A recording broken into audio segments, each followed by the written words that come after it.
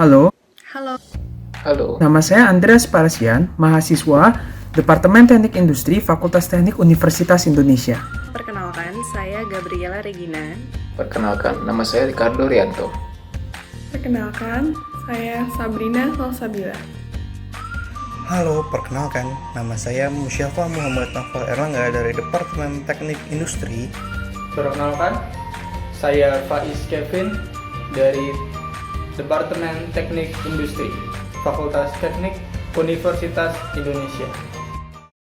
Dua warga Indonesia yang positif terinfeksi virus corona disebut telah melakukan kontak dengan warga negara Jepang.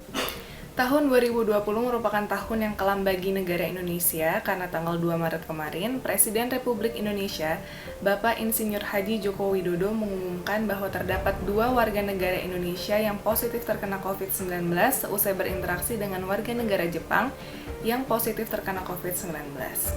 Publik pun khawatir dengan cara penyebaran virus ini yang dapat menginfeksi orang lain melalui kontak dengan penderita.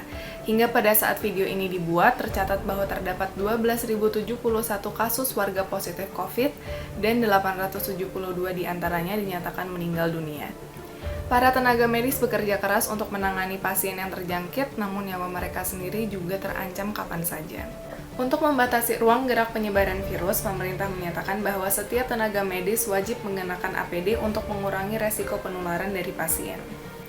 APD sendiri menurut WHO adalah seperangkat alat keselamatan yang digunakan oleh pekerja untuk melindungi seluruh atau sebagian tubuhnya dari kemungkinan terjadinya pemaparan potensi bahaya lingkungan kerja terhadap kecelakaan dan penyakit akibat kerja. APD yang dipergunakan dalam penanganan COVID-19 bernama pakaian hazmat atau hazardous material. Secara umum, pakaian hazmat dibagi menjadi beberapa kelas, yaitu yang pertama adalah kelas A. Kelas A memiliki tingkatan tertinggi untuk perlindungan dari uap kimia, gas, percikan, dan partikel asing lainnya. Pakaian ini menggunakan sistem penyediaan oksigen khusus bagi penggunanya.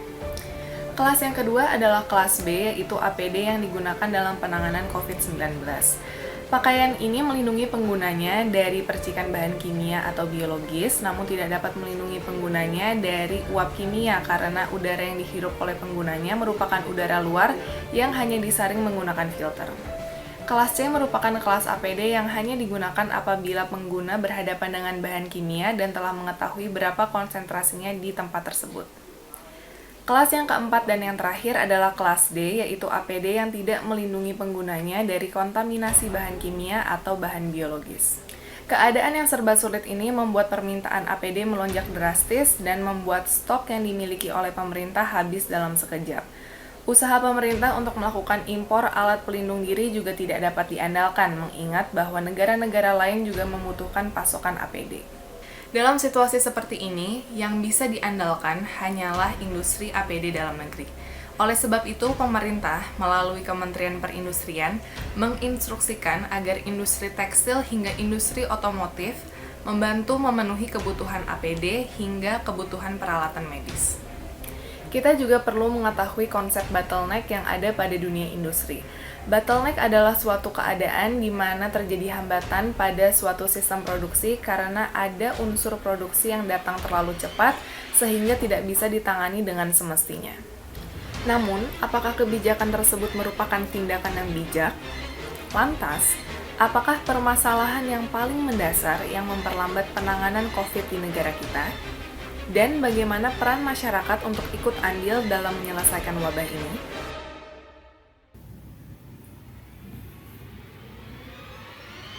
Merebaknya pandemi COVID-19 telah mengekskalasi permintaan alat pelindung diri di Indonesia.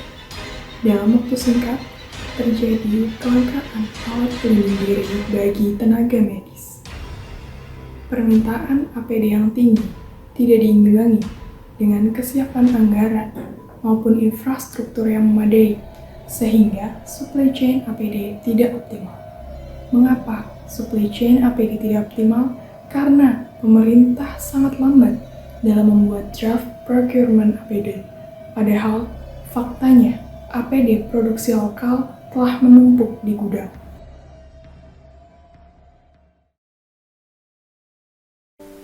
Solusi yang kami tawarkan kepada pemerintah berupa program yang terdiri atas 3 tahap. Tahap pertama adalah tahap persiapan atau inisiasi program. Tahap kedua adalah tahap distribusi atau pelaksanaan program. Tahap ketiga adalah tahap pengelolaan program.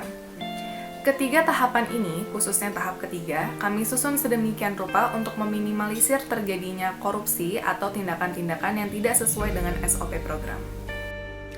Tahap pertama dimulai dengan pemerintah mengumpulkan data yang terkait dengan supply chain APD di Indonesia.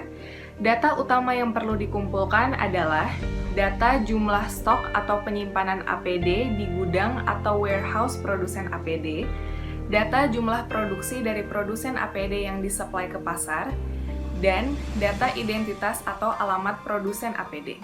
Produsen APD yang dimaksud di sini adalah perusahaan khusus alat medis dan perusahaan umum yang mendiversifikasikan produknya sehingga memproduksi APD. Pemerintah kemudian melakukan pengolahan terhadap data yang telah diperoleh. Proses ini akan menghasilkan sebuah insight berupa visualisasi analisis geospasial terhadap lokasi produsen APD, kecepatan penyerapan APD dari stok warehouse ke pasar, perbandingan APD yang belum diuji dan sudah teruji, dan sebagainya sesuai kebutuhan keadaan. Berdasarkan hasil pengolahan data, pemerintah dapat mengidentifikasi wilayah-wilayah yang mengalami bottleneck dalam suplai APD-nya. Pemerintah kemudian mengontak produsen-produsen APD di wilayah-wilayah yang mengalami bottleneck tersebut untuk menawarkan program solusi ini. Tahap 2 dimulai dengan persetujuan perusahaan-perusahaan produsen APD di daerah yang mengalami bottleneck untuk kerjasama melakukan program ini. Tawaran benefit atau insentif yang ditawarkan pemerintah ke perusahaan-perusahaan tersebut adalah 1. Mengurangi pajak penjualan, 2. Pengurangan pajak impor bahan baku produksi APD, dan pengurangan biaya perizinan untuk distribusi produk. Sedangkan, kewajiban perusahaan-perusahaan tersebut adalah menjual APD level 1 dan level 2 hasil produksi mereka yang telah lulus pengujian kepada pemerintah dengan harga grosir dan memfokuskan penjualan APD level 3 hanya untuk tenaga medis. Pemerintah lalu menyusun draft procurement atau daftar purchase order yang berisi pembelian APD level 1 dan level 2 dari produsen APD yang wilayah penjualannya mengalami bottleneck. Dengan anggaran 65,8 triliun rupiah untuk penanganan wabah virus corona dan insentif sebesar 5,9 triliun rupiah untuk tenaga medis, pembelian APD level 1 dan level 2 dari banyak produsen APD sangatlah visible. Kemudian, pemerintah menjual ke masyarakat umum APD level 1 dan level 2 yang sudah dibeli dengan harga grosir dari para produsen. Penjualan ke masyarakat umum dilakukan dengan harga grosir yang sudah disubsidi atau lebih murah lagi untuk menekan harga APD level 1 dan level 2 yang sebelumnya sangat naik di pasaran. Tahap 2 akan dilakukan secara terus-menerus sampai bottleneck supply APD yang dialami wilayah-wilayah hasil identifikasi tahap 1 telah selesai. Tahap 3 merupakan tahap pengelolaan program. Program yang kami tawarkan sebagai solusi memiliki banyak celah untuk dikorupsi dan dicurangi. Oleh karena itu, diperlukan beberapa mitigasi untuk mencegah hal tersebut, yaitu yang pertama, memitigasi risiko korupsi dengan memberikan KPK kuasa penuh untuk memeriksa hasil audit transaksi APD pada tahap 2 pelaksanaan program. Yang kedua, memperlakukan asas transparansi dengan mengizinkan warga negara yang berkepentingan untuk mengakses data program ini sesuai kebutuhan. Dan yang terakhir adalah dengan meminta dan memeriksa laporan penjualan APD dari produsen-produsen APD yang bekerja sama dalam program ini setiap triwulannya. Hal tersebut merupakan salah satu dari sekian banyak hal yang dapat dilakukan oleh masyarakat Indonesia dalam melawan virus corona ini, yaitu dengan mengajukan solusi kepada pemerintah agar dapat segera bertindak dengan cepat menangani wabah virus ini.